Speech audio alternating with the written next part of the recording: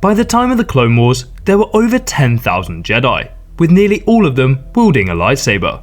Through the machinations of Darth Sidious, however, the Jedi were almost entirely wiped out by Order 66, with many of the survivors hunted down and defeated by Vader and the Inquisitors shortly after. But this begs the question, what happened to all of the Jedi lightsabers after Order 66? The legends and canon answers to this are pretty similar, although I think the canon answer is a little bit more interesting. First of all, we'll start with legends. One of the first things the Empire did was to ban the use of lightsabers, except for, of course, Palpatine's loyal followers, such as Dark Jedi and Darth Vader.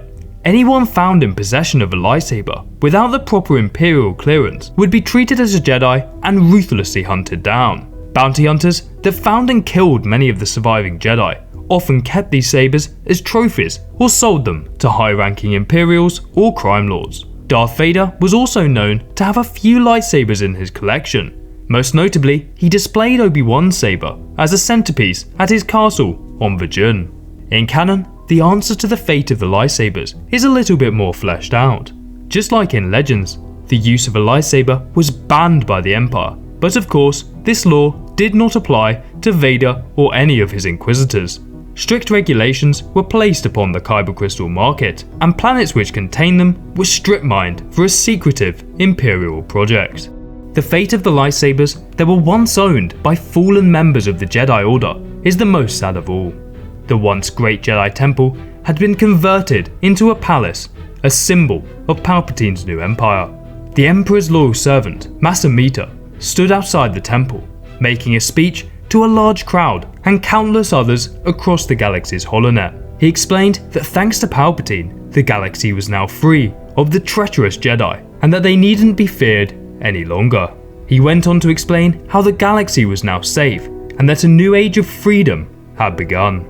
As he spoke, clone troopers dumped hundreds of lightsabers into a giant furnace, all of which had been collected off the dead bodies of fallen Jedi. Masamida then reached the pinnacle of his speech, proclaiming the end of tyranny as he threw a lightsaber into the furnace. The furnace roared to life as the flames engulfed the Jedi weapons. Suddenly, a great blue blast of energy erupted as the Kyber crystals were reduced to ashes. And just like that, many of the Jedi's honourable weapons, including Yoda's, were destroyed in a ball of plasma. However, few mourned the eradication of the Jedi or the incineration of their weapons.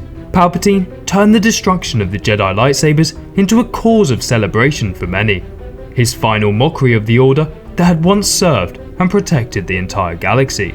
The remaining lightsabers fell into the hands of trophy hunters and crime lords. Gracchus the Hutt was a well-known collector of Jedi lore, and even wore a necklace with several lightsabers round his neck. With many lightsabers destroyed, and most of the remaining sabers in the hands of criminals, Jedi such as Ezra Bridger and even Luke Skywalker struggled to construct their lightsabers. The Empire did such a good job of hunting down Jedi and destroying their lightsabers that by the time of the Battle of Yavin, the mere ignition of a lightsaber was enough to turn heads, even in a hive of scum and villainy like Mos Eisley.